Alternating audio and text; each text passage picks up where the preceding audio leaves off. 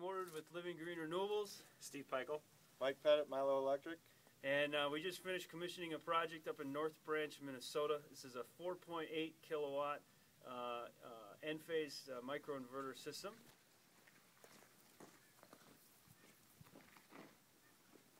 And as you see, we got all our labels set up, and I guess the main thing we want to show you is the meter spinning backwards. So let's take a closer look. As you can see, this is a brand new digital net meter, and the arrow pointing to the left is indicating that this meter is spinning backwards.